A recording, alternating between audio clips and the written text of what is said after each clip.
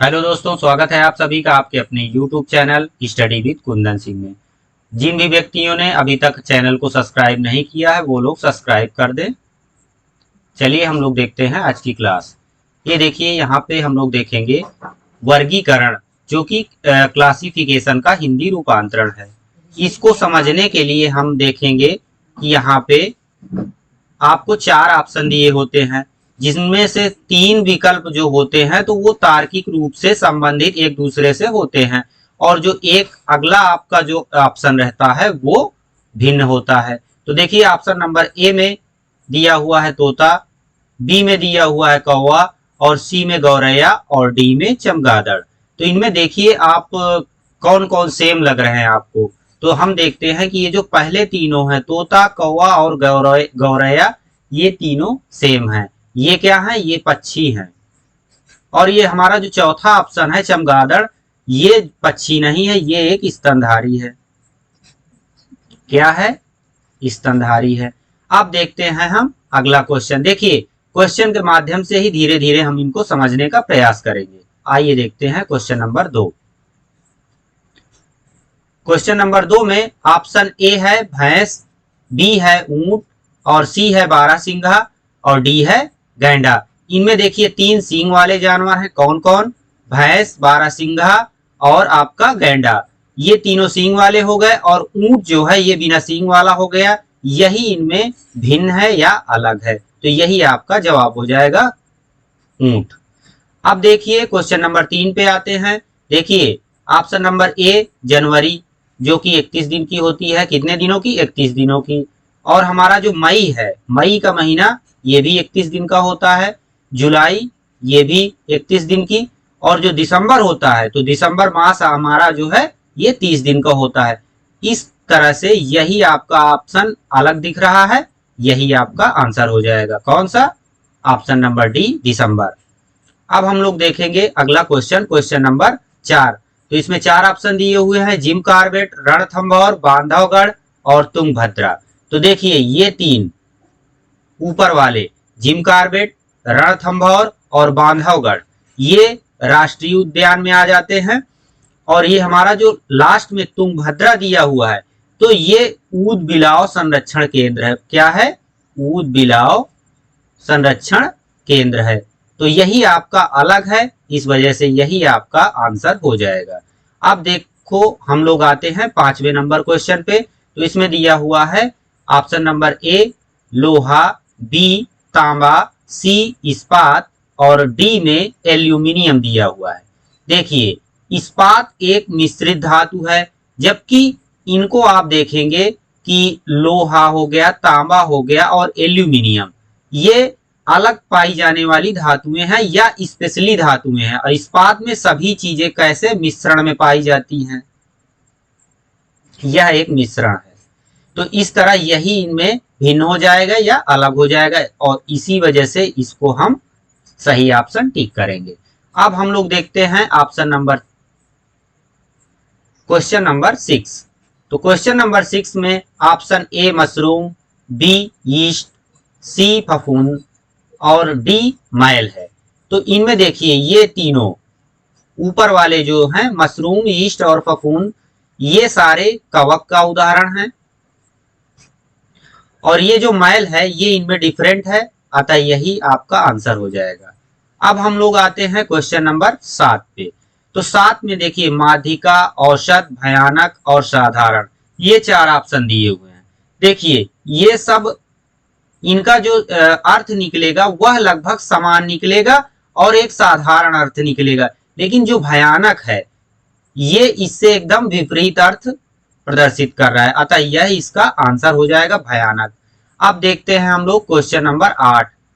Question number 8 में पहला option है अलमारी, ऑप्शन नंबर बी है रैक, सी है तिजोरी और डी है अलमारी।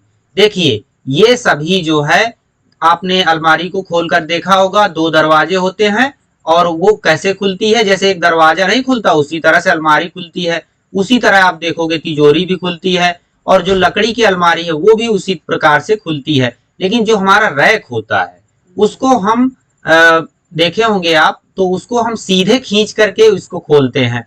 तो अतः इन सब में यही भिन्न हो गया और यही आपका आंसर हो गया ऑप्शन नंबर बी रैक। अब हम लोग आते हैं क्वेश्चन नंबर 9 पे।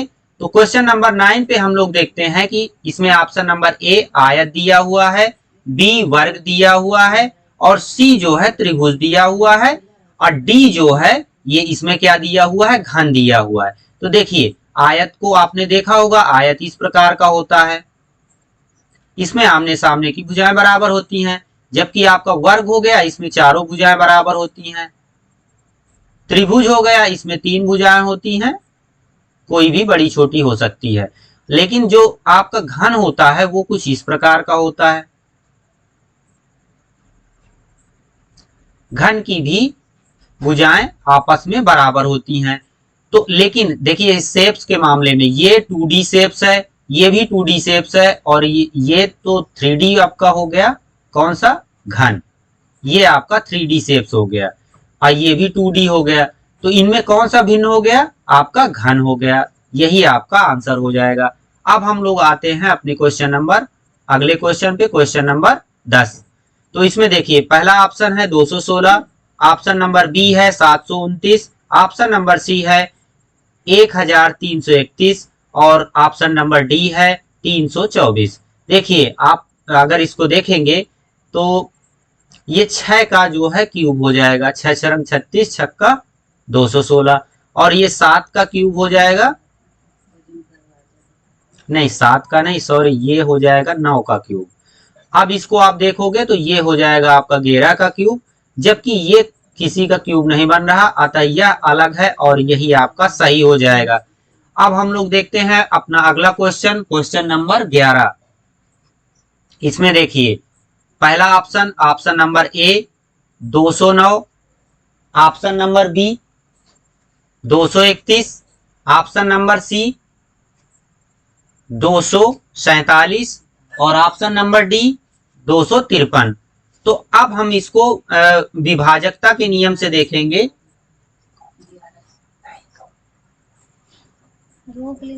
देखिए हम देखेंगे तो यहाँ पे इसको हम 11 से विभाजित करके देखते हैं तो ये आपका कट जाएगा। अब इसको देखेंगे ये भी आपका कट रहा है। अब इसको देखेंगे तो 11 का पहाड़ा जब आप पढ़ोगे तो 11, हाँ ये नहीं कटेगा, ये भी कट जाएगा। तो इसमें ऑप्शन नंबर आपका सी जो है बिल्कुल सही हो जाए, क्योंकि ये 11 से विभाजित नहीं हो रहा है, बाकी तीनों विभाजित हो रहे हैं। अब हम लोग देखते हैं अगला क्वेश्चन, क्वेश्चन नंबर 12, जिसमें 11 डैश करके 120 लिखा हुआ है और ऑप्शन नंबर बी में 13 डैश 168 लिखा हुआ है, ऑप्शन नंबर सी में 15 डैश करके 256 लिखा हुआ है, जबकि आपका ऑप्शन नंबर डी पे 18 डैश 323 लिखा हुआ है। तो देखिए 11 का जब आप वर्ग करोगे, क्या करोगे, 11 का आप जब वर्ग करोगे तो कितना आएगा, 121 आएगा। इसमें -1 कर दोगे तो कितना आ जाएगा, 120 आ जाएगा। जब 13 का आप वर्ग करोगे और -1 कर दोगे कितना आएगा, 168 आएगा। 15 का आप जब वर्ग करोगे तो इसमें जब आप माइनस करोगे कितना आएगा, 15 का वर्ग करने पे आएगा 225 और 225 में आप -1 करोगे तो कितना हो जाएगा, 224, जबकि यहाँ पे 256 दिया हुआ है, अतः यही आपका अलग है या गलत है, तो यही आपका आंसर हो जाएगा। देखिए 18 में भी यही रूल फॉलो होगा। देखिए 18 का वर्ग कितना होता है, 324, 324 में एक आप माइनस करोगे कितना आ जाएगा, 323 आ जाएगा।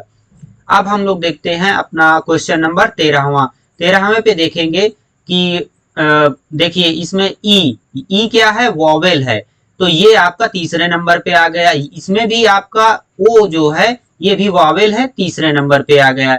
यहाँ पे देखेंगे ये भी वॉवेल है और तीसरे नंबर पे आ गया, जबकि यहाँ पे अगला जो ऑप्शन नंबर डी है तो यहाँ पे वॉवेल चौथे स्थान पे आ रहा है, अतः आपका यही जवाब हो जाएगा ऑप्शन नंबर डी।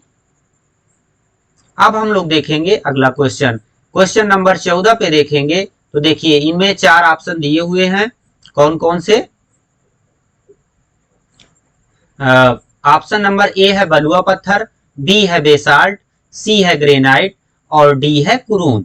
देखिए ये तीनों जो दिए हुए हैं ये किसके उदाहरण है? आग्नेय शैल के। किसके? आग्नेय शैल के। और ये जो है ये कायांतरित शैल का उदाहरण है। कौन सा? बलुआ पत्थर। अतः यह इन चारों में से भिन्न है। यही आपका आंसर हो जाएगा। ऑप्शन नंबर ए बिल्कुल सही जवाब है। देखिए अब हम लोग आते हैं क्वेश्चन नंबर 15 पे।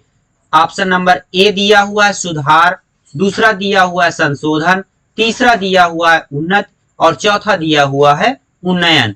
तो इनमें देखिए ये जो भी ये तीन ऑप्शन जो दिए हुए हैं ये किसी न किसी कोई गलती है उसको सुधार करने से संबंधित है। क्या करने से? किसी भी गलती को सुधार। जैसे कोई गलती हो जाती है तो उसमें हम क्या करते हैं? सुधार करते हैं। अब अगर किसी दूसरी प्रकार की गलती हुई तो उसमें संशोधन के द्वारा उसमें सुधार होता है। मतलब कोई अगर अवनति पे जा रहा है तो उसमें अगर सुधार होगा तो उन्नति हो जाएगी। लेकिन हमारा ये जो ऑप्शन नंबर डी है उन्नयन, ये इनमें चारों में डिफरेंट है। अब देखते हैं हम लोग अगला क्वेश्चन, क्वेश्चन नंबर 16। तो इसमें देखिए ऑप्शन नंबर ए में क्या दिया हुआ है? चमेली, बी में दिया हुआ है अनार, सी में दिया हुआ है कॉटन और ऑप्शन नंबर डी पे दिया हुआ है यूकेलिप्टस। तो देखिए ये सब ये जो ऊपर वाले तीनों हैं तो इनमें क्या जो सिमिलरिटी दिख रही है तो ये है कि ये एक जो है झाड़ीनुमा वृक्ष के अंतर्गत आते हैं। और ये हमारा यूकेलिप्टस ये एक सीधे पेड़ या सबसे लंबे पेड़ों में आ जाता है। अतः यह इन चारों ऑप्शनों में भिन्न है। अब हम लोग देखते हैं क्वेश्चन नंबर 17। तो 17 में देखिए पहला ऑप्शन है कोयला, बी पेट्रोलियम, सी प्राकृतिक गैस और डी बायोगैस। देखिए अब इनमें हम लोग देखेंगे तो कुछ आपको ऑप्शन दिख रहे होंगे जो कि नेचुरल या प्राकृतिक रूप से पाए जाते हैं। कौन कौन से? कोयला पाया जाता है, पेट्रोलियम ये भी पाया जाता है और ये जो प्राकृतिक गैस है ये भी प्राकृतिक रूप से पाई जाती है। जबकि आपका जो बायोगैस है ये कृत्रिम रूप से प्राप्त किया जाता है। कैसा? कृत्रिम रूप से प्राप्त किया जाता है। अब हम लोग देखेंगे अगला क्वेश्चन। तो क्वेश्चन नंबर 18 पे हम लोग आते हैं। तो यहाँ पे देखेंगे कि ऑप्शन नंबर ए पे क्या दिया हुआ है? कमांडर, बी पे दिया हुआ है ब्रिगेडियर और सी पे दिया हुआ है एडमिरल और डी पे दिया हुआ है कमोडोर। तो देखिए जो ब्रिगेडियर है ये किसके अंतर्गत आएगा? ये आएगा थल सेना के अंतर्गत। किसके अंतर्गत? थल सेना के अंतर्गत।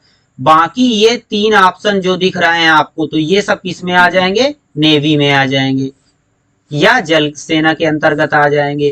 तो आपका इनमें चारों ऑप्शनों में भिन्न ऑप्शन यही हो गया ब्रिगेडियर और यही आपका बिल्कुल सही जवाब होगा। अब हम लोग आते हैं क्वेश्चन नंबर 19 पे। तो 19 पे हम लोग देखेंगे कि ऑप्शन नंबर ए पे मतदान दिया हुआ है, बी पे दिया हुआ है घोषणा पत्र और डी पे चुनाव दिया हुआ है और ऑप्शन नंबर डी पे दिया हुआ है वोट। तो देखिए ये तीनों ऑप्शन आपको सिमिलर दिखेंगे। क्यों? देखिए चुनाव के अंतर्गत ही कौन कौन सी चीजें आती हैं? मतदान आता है, घोषणा पत्र भी आता है और वोट भी आता है। और इनमें अलग क्या हो गया? चुनाव। ये इन्हीं तीनों चीजों से मिलाकर बनी हुई संपूर्ण एक प्रक्रिया को हम लोग चुनाव कहते हैं। अतः यही आपका इसमें ऑप्शन नंबर सी जवाब हो जाएगा। अब देखते हैं हम लोग अगला क्वेश्चन। यहाँ पे शायद आपको नहीं दिख पा रहा होगा। देखिए ऑप्शन नंबर ए तांबा और सिल्वर ऑप्शन नंबर बी है और ऑप्शन नंबर सी में आपका आ जाएगा सोना और ऑप्शन नंबर डी पे आ जाएगा प्लेटिनम। क्या आ जाएगा? प्लेटिनम।